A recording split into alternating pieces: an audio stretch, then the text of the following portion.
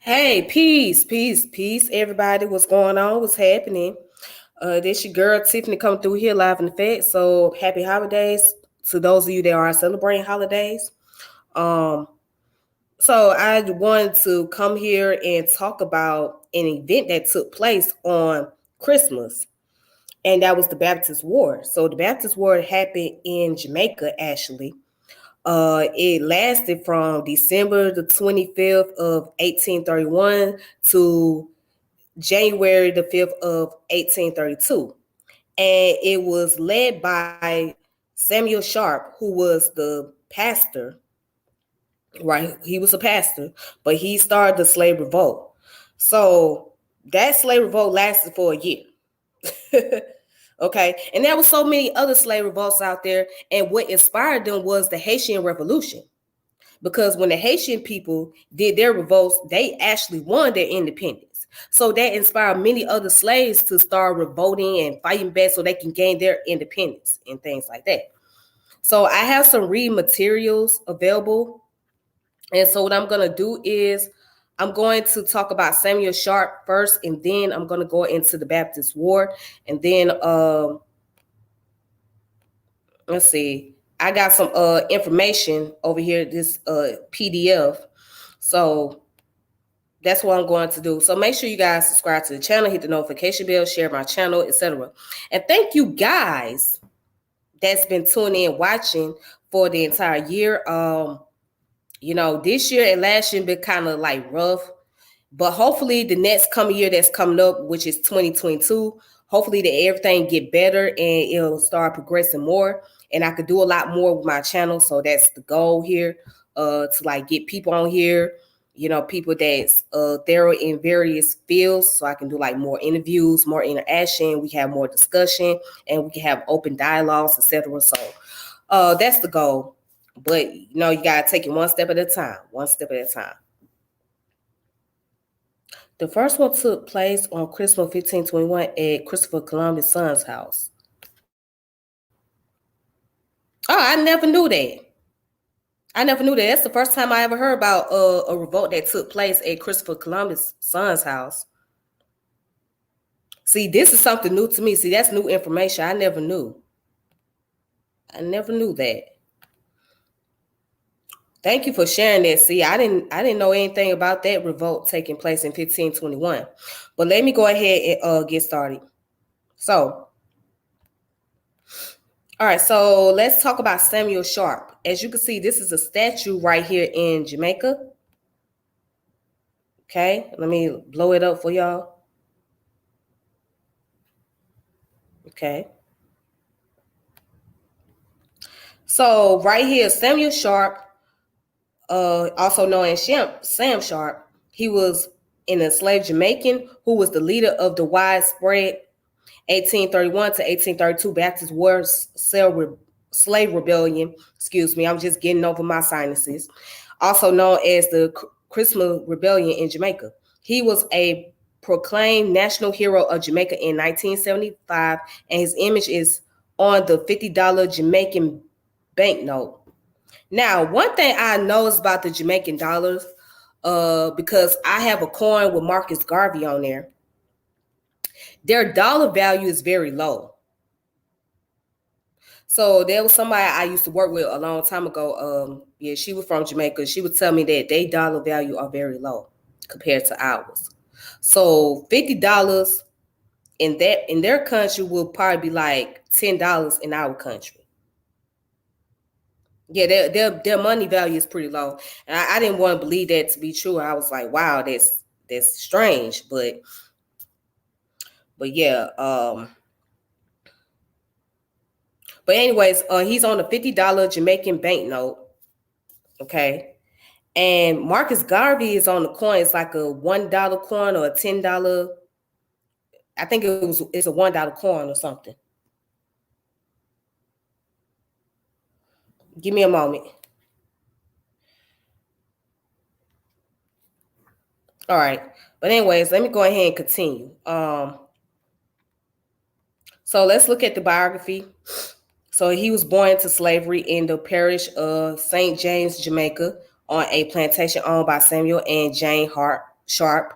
The slave return of 1832 announcing his death gave his name as Archer, aka Samuel Sharpe, the son of Eve, and he was only 28 years old when he died. So he was very young when he passed away.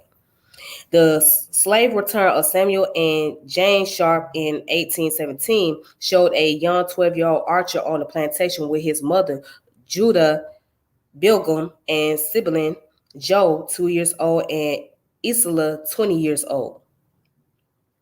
He was allowed to become educated, for which he was well respected by his enslaved peers. Now it says, Sharpe became a well-known preacher and leader in the Baptist Church, which had long welcomed the enslaved as members and recognized them as preachers. He was a deacon at the Burchell Baptist Church in Montego Bay, whose pastor was Reverend Thomas Burchell, a missionary from England. Sharpe spent most of his time Sharpe spent most of his time traveling to different parishes in Jamaica, educating the enslaved about Christianity, which he believed promised freedom. So he was like Nat Turner. So Nat Turner, who was a preacher himself, he used the Bible, which is very unique, as a way to promote the idea of slave revolt. Okay. So that was the same way with Sam Sharpe.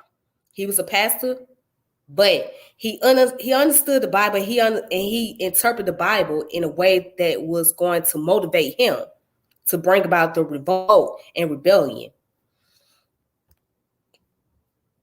All right. So going down here, it talk about his legacy. Again, the government of independence Jamaica proclaimed Sharpe a national hero with the posthumous title of R.T. Excellent Samuel Sharpe. And also in 1975, Samuel Sharpe Teachers College was founded and named in his honor in Granville, a suburb of Montego Bay. And I talked about the $50 bill. Also, the British jazz saxophonist Courtney Pine of Jamaica parentage included in instrumental compositions Samuel Sharpe as a tribute on his 2012 album House of Legends. Okay, so, and then also there's a short animated film titled Samuel Sharpe, directed by Jason Young, was officially selected for screening at Flickers Rhode Island International Film Festival on Saturday, August 14, 2021. It was produced by Gospel Temple Apostolic Church. All right.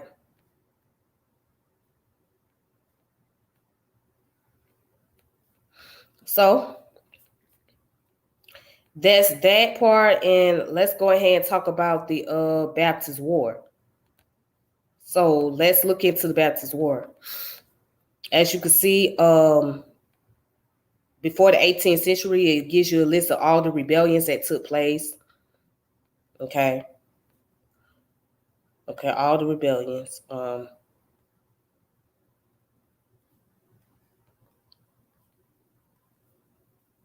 So it was also called the Sam Sharpe Rebellion, the Christmas Rebellion, right? And the Christmas Uprising and the Great Jamaican Slave Revolt. Okay, so it says of 1831 and to 1832 was an 11-day rebellion that started on December 25th, 1831 and involved up to 60,000 of the 300,000 slaves in the colony of Jamaica. The uprising was led by a Black Baptist deacon, Samuel Sharpe. Okay. And then here's the ideology. The missionary educated rebels had been following progress of the abolitionist movement in London. Their intention was to call a peaceful general strike, compared with their Presbyterian, Wesleyan, and Moravian counterparts. Baptist slaves seemed more ready to take action. This may have reflected a higher level of absenteeism among white Baptist missionaries. The relative independence of black deacons facilitated slaves taking greater ownership over their religious life, including reinterpretation of Baptist theology in terms of their experience. For example, they place an emphasis on the role of John the Baptist, sometimes at the expense of Jesus. Okay. Thomas Burchell, a missionary in Montego, returned from England following Christmas vacation. Many of the Baptist ministry expected that he would return with papers for emancipation from the King, William IV. They also thought that the King's men would enforce the order, and discontent escalated among slaves when the Jamaican governor announced that no emancipation has been granted. So that was the reason why. So Thomas Burchell, right, he returned to Montego Bay from England, okay? And so the slaves thought that they was going to be granted freedom, okay? They was going to be granted freedom from the king. And that's when he came back with the bad news and said, nah, y'all not going to be granted freedom. Sorry. So with that being said, them slaves was upset. They was angry. They was mad as hell. They was like, what the hell you mean we ain't gonna be granted no freedom? We not going for this shit. Nah, we finna fight. Fuck that shit. We finna die for our freedom. So they was like, fuck that. Y'all not playing with us today. The hell y'all talking about? Y'all motherfuckers ain't had us around too long. Y'all had us working out there on the fields. Y'all had us doing this. You had us picking all the plants for you and this, thing, other. Now you saying that we can't get our freedom? Nah, we gonna fight for our shit. So that was their attitude. They didn't use no profanity. I mean, I'm using the profanity. So, I'm just kind of translating it. But that was the attitude they had. They said, bump that. We gonna go for ours. And so that's where the strike and the uprising took place. And it was led by a Native Baptist preacher, again, Samuel Sharpe, okay? And enslaved black workers demanded more freedom and a working wage of half the going wage rate. They took an oath to stay away from work until their demands were met by the plantation owners.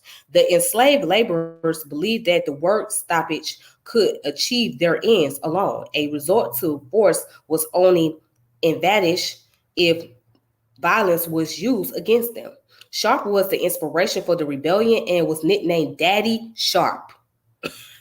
His military commanders were mainly literate slaves like him, and they included Johnson, a carpenter called Campbell from York Estate, a wagoner from Greenwich Estate named Robert Gardner, Thomas Dove from Belvedere Estate, John Thorpe from, I'm not even going to say his word, but anyways, and George Taylor, who like Sharpe was a deacon in Barchel's Chapel. All right. So it became the largest slave uprising in the British West Indies, mobilizing as many as 60,000 of Jamaica's 300,000 slaves. During the rebellion, 14 whites were killed by armed slave battalions and 207 rebels were killed. The rebellion exploded on December 27 when slaves set fire to Kingston Estate in the hills above Montego Bay. Colonel William Guyon of the militia was an attorney who ran several estates, including one at Salt Spring, where a series of incidents in December were the sparks of the uprising. All right. So Guyon led the militia against the rebels at Belvedere Estate, but he was forced to retreat, leaving the rebels in commands of the rural areas of the parish of St. James. And then on December 31st, the colonial authorities institute martial law. Sir Willoughby Cotton, who commanded the British force, then summoned the Jamaican Maroons of a compound town to help suppress the rebellion in the second week of January. However, when the compound Maroons attacked the rebels at Catadupa, they were forced to withdraw because the rebels were too strong. See, because they weren't gonna stop. The compound Maroons soon gained the upper hand, however, and they defeated the rebels in one skirmish, killing one of Sharpe's deputies. Campbell ended the assault. When the army regulars were beset by the rebels at Maroon Town, the compound Maroons relieved them, killing more rebels and capturing scores of them, including another of Sharpe's deputies, the Haney. When the Windward Maroons from Charlestown, Jamaica, and Moortown answered the call of Cotton, the rebel cause was lost. These Eastern Maroons killed and captured a number of other rebels, including another leader named Gillespie. One of the last leaders of the rebels, Gardner, surrendered when he heard the Charlestown Maroons had joined the fight against them. So, so basically, to calm the rebels down, right? They used the Maroons to go after the rebels. And then the Maroons, seeing how strong the rebels was, they was like, they not going to take their chance. Then they came back with another tactic to take down the rebels. Isn't that interesting? See, you see how the war tactics work? They can use somebody that look like you or that looks familiar to you against you, right, to fight. Just like how the United States government use informants and bring them into the organization and get them to learn about all the knowledge and whatnot. And then, or they send their undercovers to play like they are part of the organization.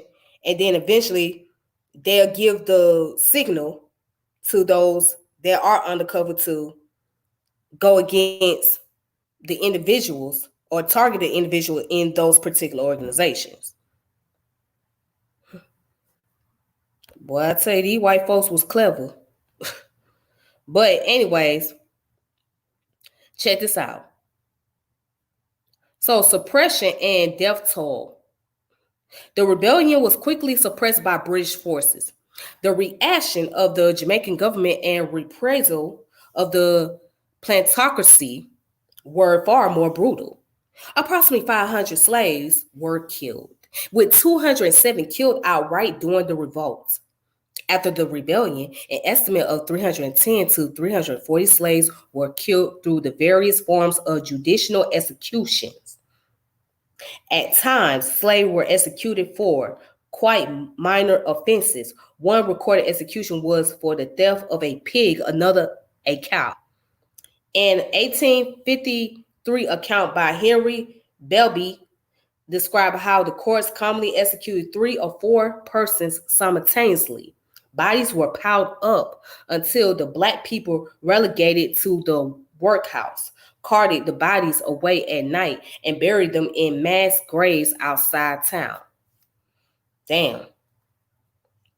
After the rebellion, property damage was estimated in the Jamaican Assembly summary report in March 1832 at 1,154,589 pounds. Okay. That's so that's the euro dollars, right? Anyways, thousands of rebels had set fire to more than 100 properties, destroying over 40 sugar works and the house of nearly 100 planters. Okay. So today that would be 124 million pounds. That's still a lot of damn money. That's a lot of damn damages they done caused. The planters suspected many missionaries of having encouraged the rebellion. Some, such as William Knibb and Belby, were arrested, tarred, and feathered, but later released. Groups of white colonial destroyed chapels that housed black congregation. Damn. And then it goes on to say the aftermath.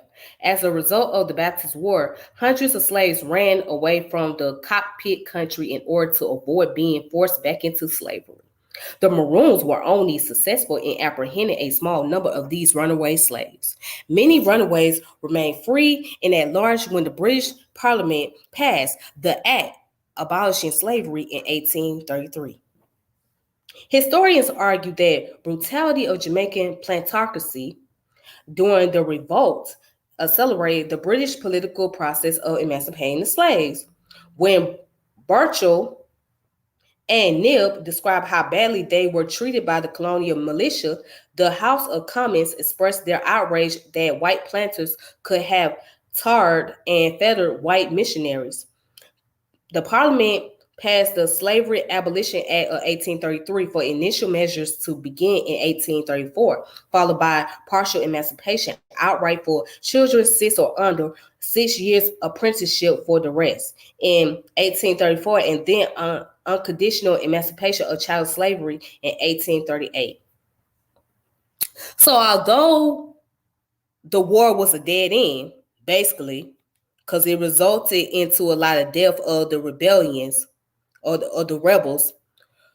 However, at the very end, they passed the Slavery Abolition Act in 1833 to abolish slavery. That means to end it.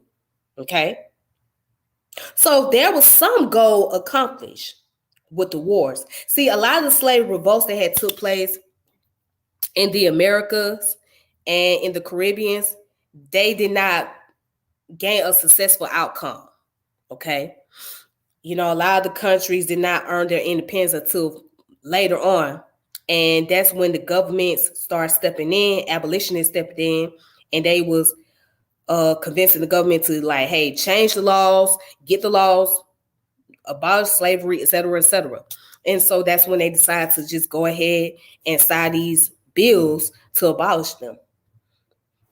But yeah, a lot of the wars did not come out to be very successful, you know. And like I say, the Haitian Revolution happened to be one of the success. You know, the Haitian people, they earned their independence. But the problem is, to this day, they still owe money to France. See, it comes with a cost. So, but yeah, but with Jamaica, they just came up with the Abolition Act to abolish it. That's what they came up with. But the war did not accomplish much, but it caused a lot of death to the rebels. That's all it really did. But they put up a fight, though. That's one thing we can say. They put up a fight. Our people put up a fight and said, you know what? We're not going to go for it. We not going to go for this shit. No, no, no, no, no. All right. All right. So right over here in the literature, it says Andrea Levy's 2010 novel, The Long Song, recounts through a fictional narrative the events of the Baptist War. In the 1929 novel, The White Witch of Rose Hall by Herbert G. de Lesser has a climax set at time of the Baptist War. Okay, so that's this information. Now I got something else over here. Let's see what else I can find.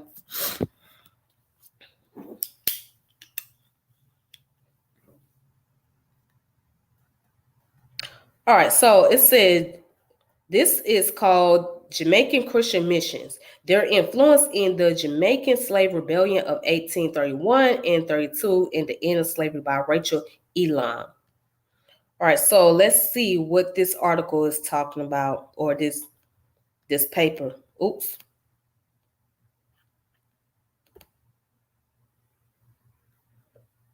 Okay, let's see what she's talking about here. Let me zoom it up. All right, so I won't go through all of this, but I will go through some of it and kind of see what else I can find. All right, so this one's about the Opium War. Wow. Well, I have to look into this one later. This one is interesting. But anyways, let me get back to what I really want to get into. Okay. So it says here, as far as the author has observed, he must say that the slaves who are Christian are generally more sober, steady, peaceful, and obedient than those who are not. When John Stewart wrote these words in 1823, he clearly did not have any idea that the same Christian slaves that he wrote about would incite one of the worst slave rebellions in Jamaican history. The so-called Baptist War that occurred during the Christmas season of 1831 was an important step in Jamaica's abolition of slavery. The slaves involved in this rebellion were the adherents to Baptist and other Christian missions in Jamaica, and religion played a large part in their plans of rebellion. Although slave emancipation in Jamaica was ultimately decided in the British Parliament, the Parliament acted in part because of a severe slave rebellion in Jamaica, a rebellion incited by Christian missions. And it goes on to say, at the start of colonial slavery in Jamaica, converting the slave to Christianity was not considered a good idea. Planters felt that Christianity would make the slaves lazy and take up too much of time that they could spend working, or even that the slaves were not intelligent enough to grasp the concept.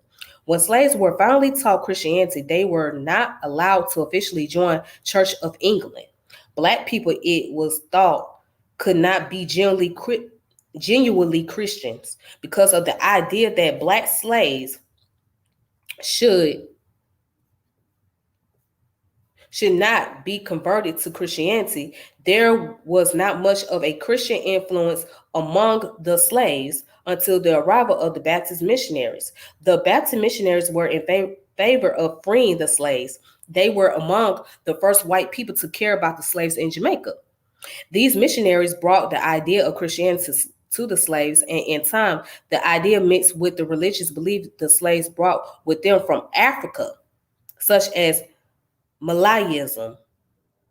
The first colonial missions tried to justify slavery by using parts of Christian teaching that could fit the concept of a slave society. So the slaves did not take to that brand of religion, but the ideas of equality and brotherhood inherent in Christian doctrine that they taught mixed with Malayaism beliefs against evil helped in the slave struggle for freedom.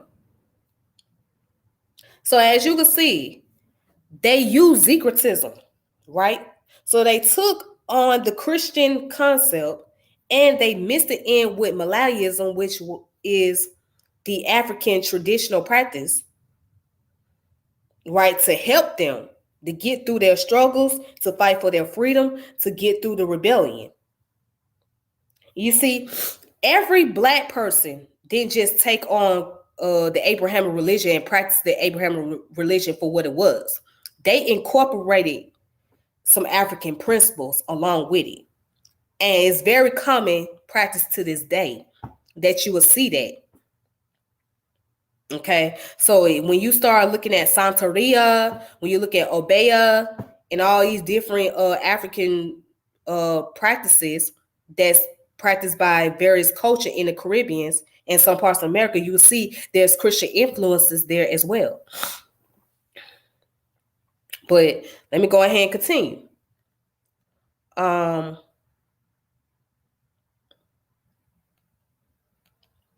The first colonial missions tried to justify slavery by using parts of Christian teaching that could fit the concept of slave society. So slaves did not take to that brand of religion, but the ideas of equality and brotherhood inherent in Christian doctrine that they taught mixed with Malayaism belief against evil helped in slaves' struggle for freedom. Many of the white Baptist missionaries told the slaves to wait patiently for emancipation would come eventually, but the slaves were spurred on by the missionaries' subtle support of abolition. Amongst the other white religious group, no such support existed. So imagine some damn missionaries come and tell you to wait patiently for emancipation. Imagine some missionary come to you and say, well, you got to be patient and just wait for the emancipation come. That would be a slap to the face. Because these people weren't trying to wait. They waited long enough. They said, look, we want it now. We're not trying to wait. Either we get it now or we going to fight to get it. That's their mentality. You cannot tell an oppressed group to wait. And see, this is why that's why many of us are stuck in the ways that we're stuck in, because the way that religion has been used to weaponize us.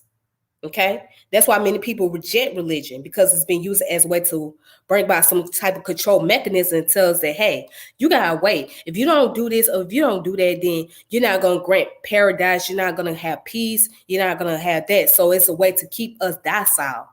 But anybody know about the Jamaican people? They pretty rebellious people. They are very outspoken, very aggressive folks. So you know what I'm saying? So when you got the blacks over there in Jamaica, they weren't trying to hear that shit. They weren't really going for that. They like, we not finna sit here and wait. We're not gonna wait forever. No, we gonna do something about this shit. And then some of the white missionaries wasn't supportive, so they gave them false promises. All right, but let's go ahead and let's continue on. It says, the newly combined set of African and Christian religions provided an outlet for the slaves to express themselves. Religious meetings were the only place where slaves were allowed to gather freely. The church services gradually transformed into meetings where political interests were discussed. These meetings of the new church did not worry the Baptist missionaries because they believed that the Baptist teachings would prevent the slaves from entertaining ideas of rebellion, but they didn't. However, hey, Pure Black, how you doing? However, as Abigail Bacon, succinctly stated, the slaves interpreted Christian doctrine as legitimization and spurred to revolt. The missionaries interpreted it as a barrier against such action. The missionaries were not present at these religious meetings, so the slaves had no one stressing obedience. Slaves could freely discuss ideas of freedom and rebellion. Now check this out. One of the instigators of the rebellious meetings of the slaves was Sam Sharpe. Now, Sharpe was a slave in Montego Bay. Now, I know it sounds redundant that I'm reading over and over again, but what I'm doing is going back to the materials, going back to the information. So that way, that's my way of making sure that I have the proper information available. Okay.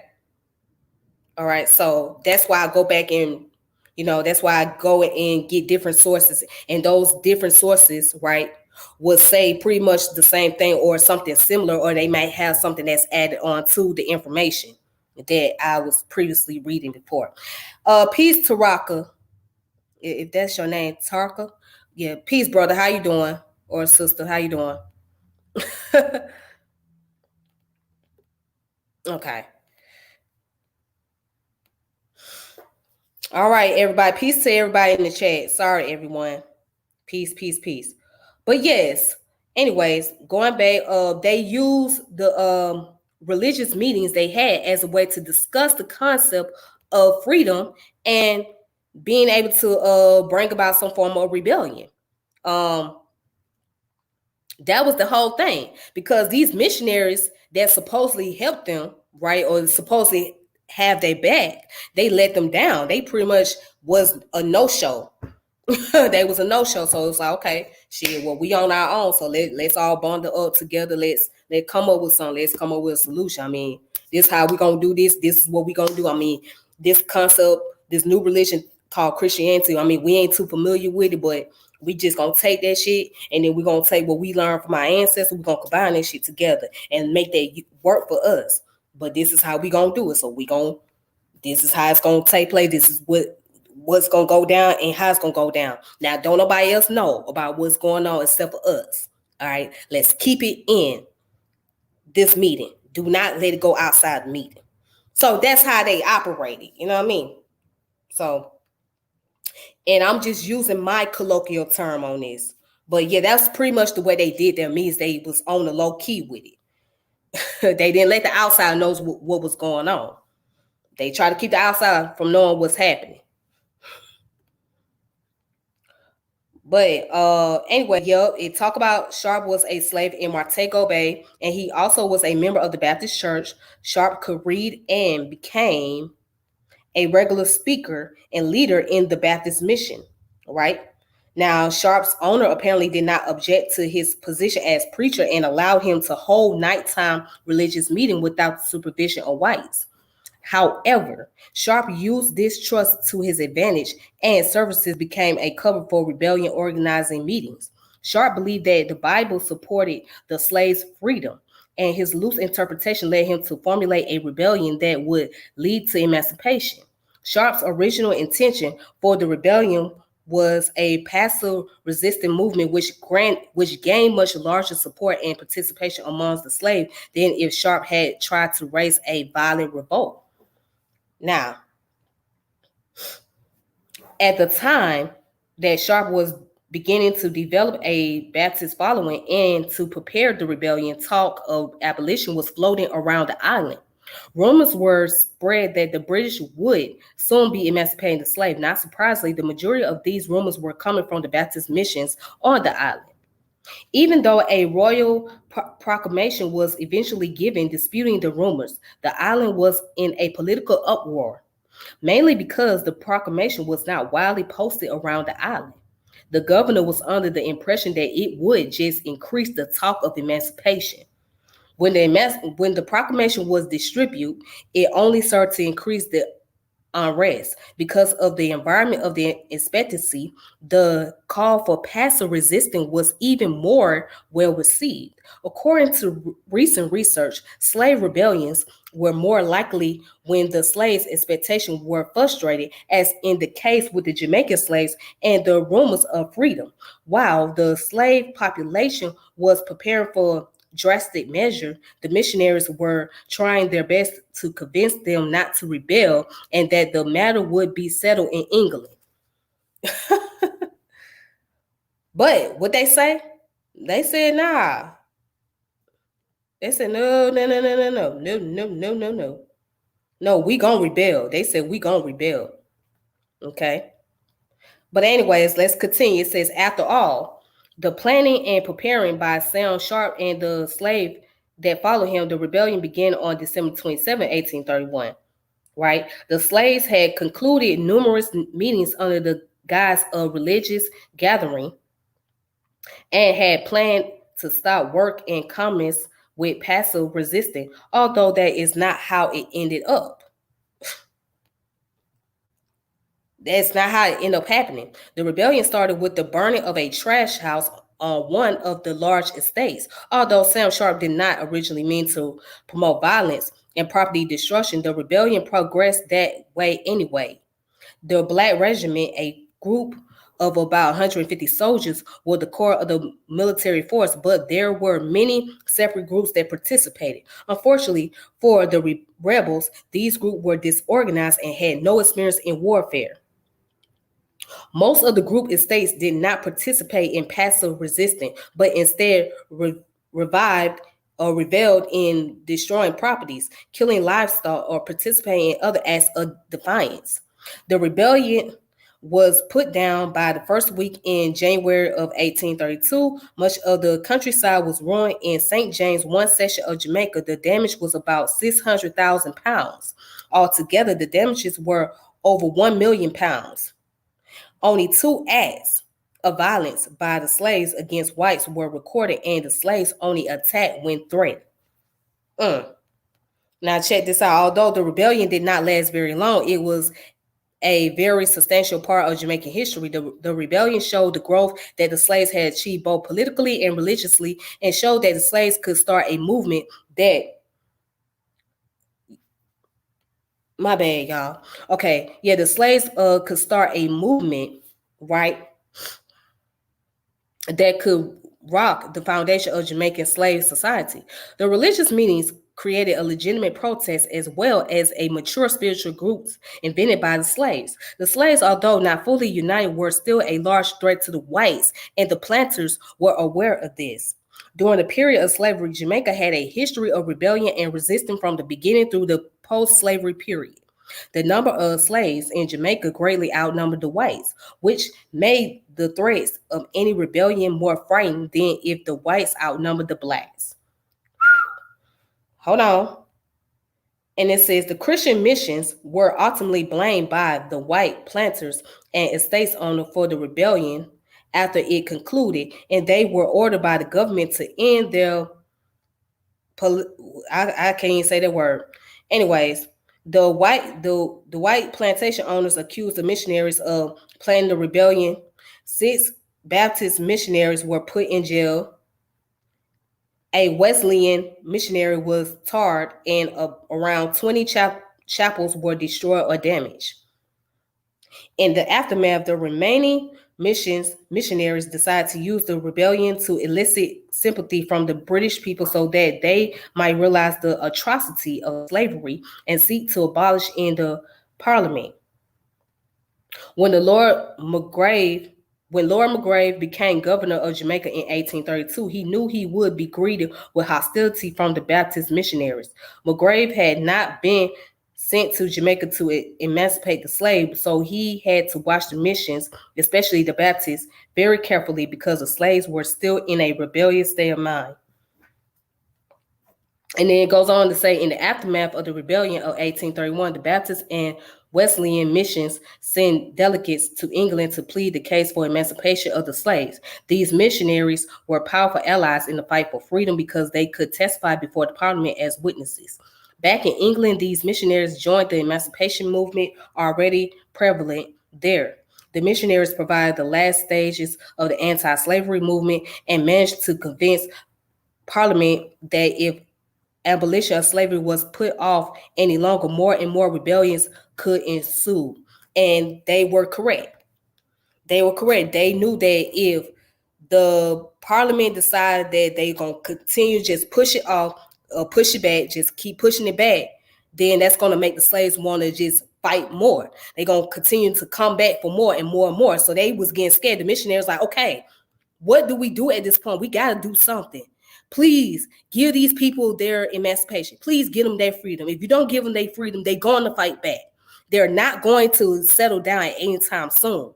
And here you have other Christian groups like the Wesleyan.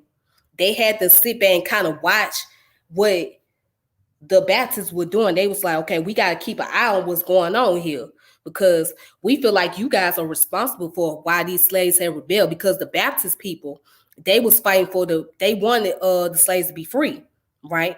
But again, there was those who did not fulfill their promises like they should have. So the slaves took it upon themselves to say, okay, well, we're going to take some of the information that we learned from the Baptists and we're going to combine it with our African culture, and we're going to come up with our own shit, come up with our own solution. All right.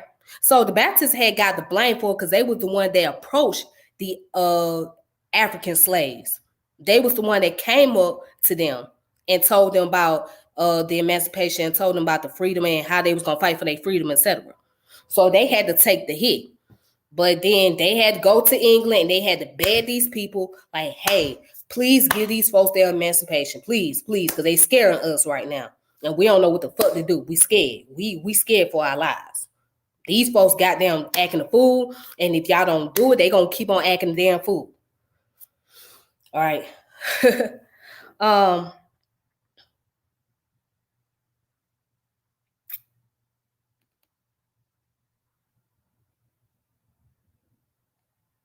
All right. So then, where did I stop at? I said, okay. In pleading their case, the missionary persuaded the British government that slavery was more dangerous than it was profitable. Slavery was finally abolished in Jamaica on January 1st, 1835, due in part of the contribution of the rebellion of 1831. The end of slavery in Jamaica led the way for a smooth switch to wage labor in 1838. The Jamaican history of rebellion and insurrection finally paid off for the slaves. After almost 200 years of slavery and oppression, the slaves, with the help of Christian missions and missionaries, were able to make a bold enough statement to the whites to help secure their freedom and future. All right, so, and again, this comes from this article called The Jamaican Christian Mission, Their Influences in the Jamaican Slave Rebellion of 1831 and 1832, and The End of Slavery by Rachel Elam. All right. Okay, so with that being said, that's all I have as far as the material is concerned. I don't have any books. I tried to find some books pertaining to the slave rebellion in Jamaica, but I couldn't. So, but that's all the information I got available. And I see you guys in the chat. Peace to y'all. I appreciate y'all coming through, showing y'all support, showing y'all love and whatnot. I hope y'all enjoying y'all family. I hope everybody's having a good one. You know what I'm saying? Me, I'm just getting over a cold, so excuse me for like being stuffy and whatnot. Yeah, so that's all for the history today. But yeah, thank you, Pure Black, thank you. But there's a lot more information that will be coming. So it's a lot of stuff out there. I mean, it's plethora of information regarding to Black history. A lot of stuff that is unknown that have not been taught to us. Okay. So, and this is the one. This what this person said. This probably influenced the American government to end slavery. I mean, yeah, that too. Yeah, that too. Because I mean, but America not only had slave revolts, but also was the Civil War. Because you gotta look at the Civil War that took place in America. You gotta remember the northern part of America was United States, and the southern part was the Confederate States of America. So because of the Civil War that was happening, they pretty much didn't have no choice but to end slavery. They was like, okay, because the Reconstruction era came into place, the Industrial Revolution started coming in. So they was like, okay, we have no choice but to end slavery. You know what I mean? Now, that doesn't mean that there weren't people that wasn't practicing slavery on a low key. You know what I'm saying? But on the collective scale, they had to end it. It was like you had these wars. You had the Civil Wars going on, right? You had the Reconstruction era taking place. So you might as well grant the freedom for the slaves. But at the end, although the slaves were free, they weren't really totally free because a lot of them had a hard time finding places to live. Okay. There were certain areas they were not even allowed to go. They couldn't even own a lot of land.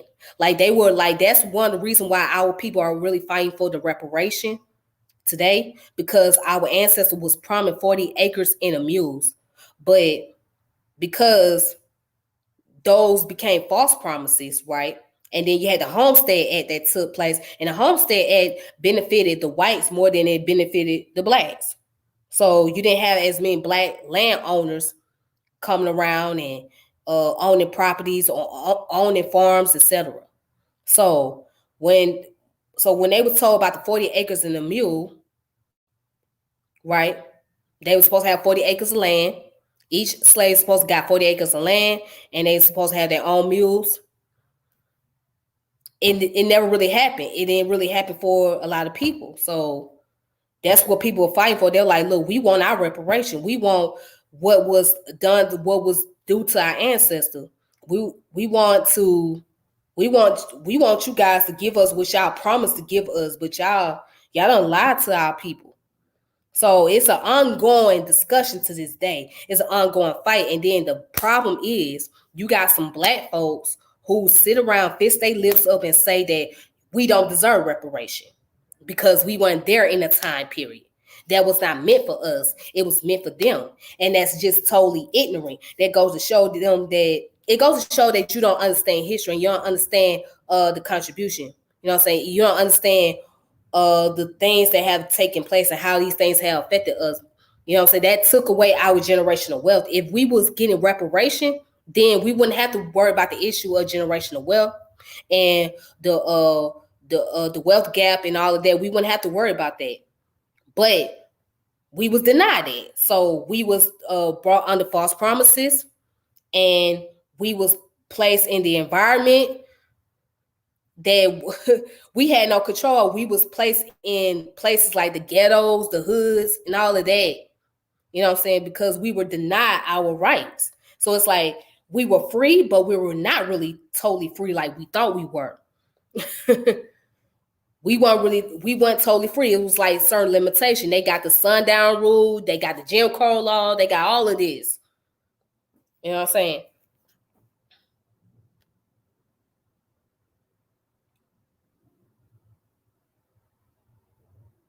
You talking about the American, you say American slavery ended in 1807?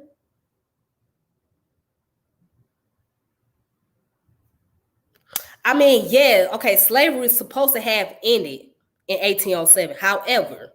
However, people were still transporting slaves in America illegally. So, although the government said it was ended, it didn't really end it because people were still transporting slaves. So, it was not officially ended. So, otherwise, because that would have been some type of punishment, there would have been serious consequences for slaveholders if slavery really had ended. But it really didn't. It didn't end it. So the government was pretty much giving them leverages, leeways to continue on practice slavery, especially here in the South.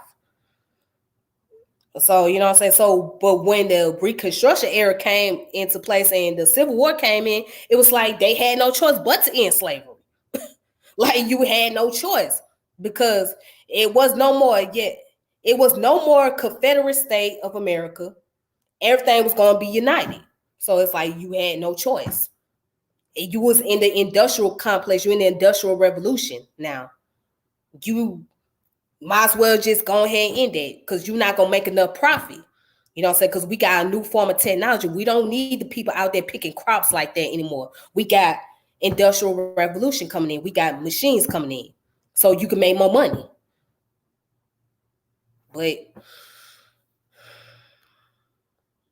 they were still transporting people from the Hummy to Alabama all the way up to the Civil War.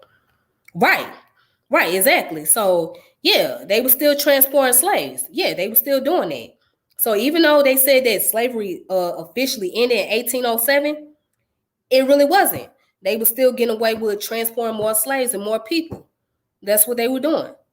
So, it was like no penalty, no punishment for them. They were still making profit. Yeah, that's when British outlawed it worldwide in 1807. Okay, so the British outlawed it, but they were still getting away with it. It was still practiced. So it was practiced as if the British did not outlaw it. It's just like when a person get a gun, right? And you have no license. Although the government say that you got to have license to carry a gun, guess what? You still got people out here that's going to get guns and that's not going to have no license to carry. And just like they would talk about, well, we're going to have to take away people's right to have certain weapons in the household, whatever. Okay. But guess what? People going to still gain access to those weapons. So it's like you saying it, but it's not enough action behind it. So people still going to find a way to get access to those weapons. So whether you say that those weapons are illegal to have or they're outlawed, guess what? They're going to find a way to get them. You know what I mean? So that was the same way with slavery. They found a way to keep slavery going. Shit, they weren't studying that shit. They weren't studying the laws that the British people had, the colonists was putting out. They weren't studying that shit. They said, nah, we gonna keep doing our thing over here. I mean, this is what's paying our bills. You know what I'm saying? This is what putting money in our pocket. So we gonna continue to promote slavery. We gonna continue to bring the slaves over here. But again, when the Civil War took place and that Reconstruction era happened, that pretty much messed up everything. Especially if you guys read up the history about Atlanta, the history of Atlanta, the whole city was burnt to the ground. The whole city was burnt to the ground during the Civil War. That's why if you ever come to Atlanta and you go downtown, you're going to see the phoenix. The phoenix is a bird, right? You're going to see like a statue of a woman holding the phoenix up. And it's going to say that the phoenix rose from ashes. That's Atlanta. So Atlanta is phoenix that rose from ashes. That means they went from the city being burnt to the ground to the city that is today. All because of the Civil War. All because of North versus South. And then every place else, they were just going through the purchasing process, or they were territories at the time, or they were unclaimed lands and stuff when all this was happening. But yeah, it was the war between the North and the South. So the North is the United States, the South is the Confederate States of America. Yep.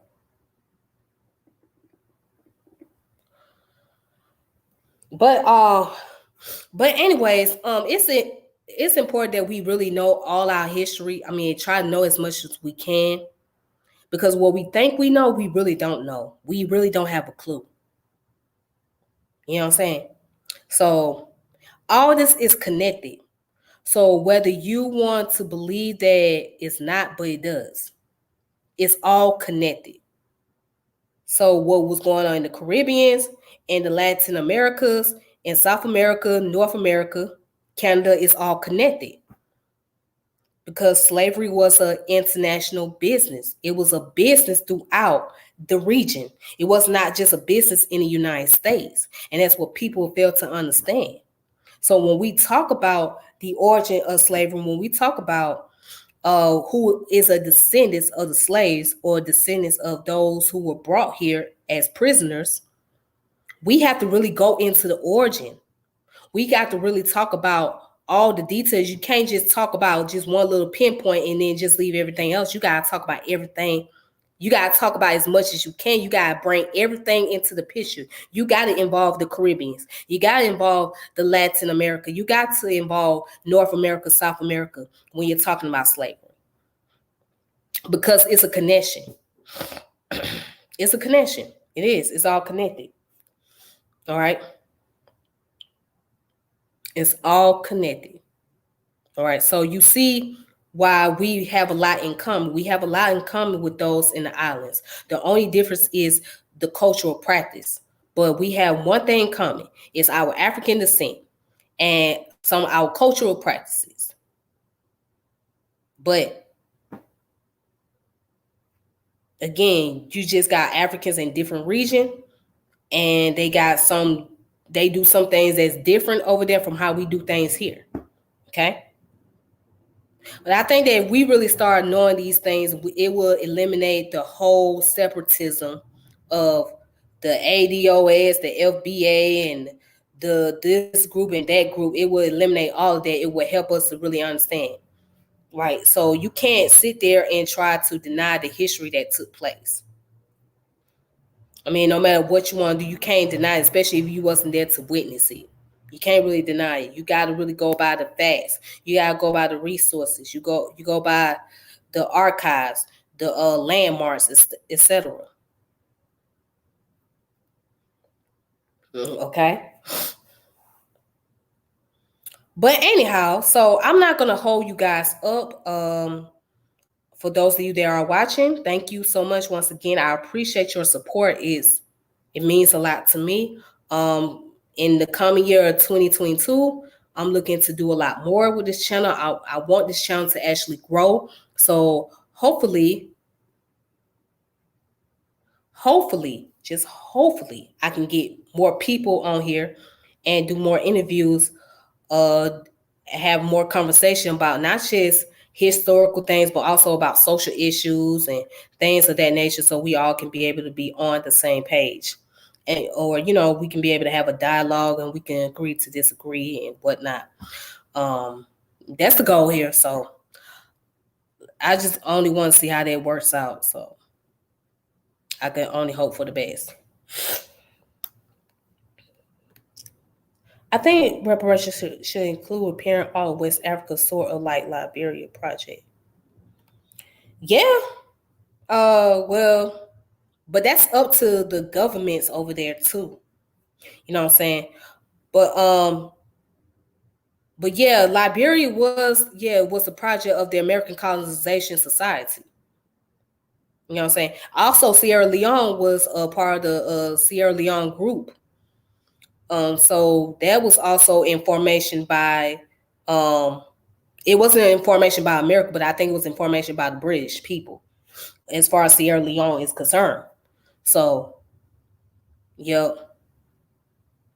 But you're right. I agree. But again, that's something they have to work in part with the West African countries over there. So, yeah.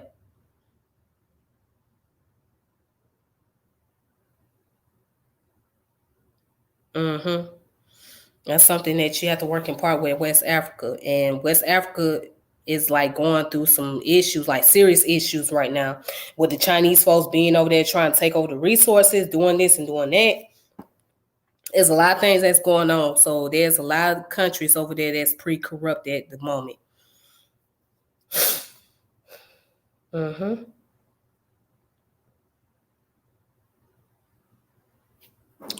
But but yes, that's all I have for today for now.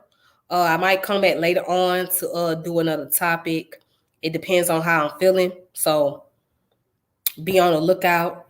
But other than that, thank you for subscribing. Thank you for watching. Thank you for checking out my channel. And thank you for sharing the channel. And again, I will talk to you all. All right. So peace and power elevation be to all of you. And enjoy yourself on this beautiful holiday. And I can't wait to see you guys on Kwanzaa. For those of you that celebrate Kwanzaa. All right. All right, then. So peace. Have a good one. All right. Ashe.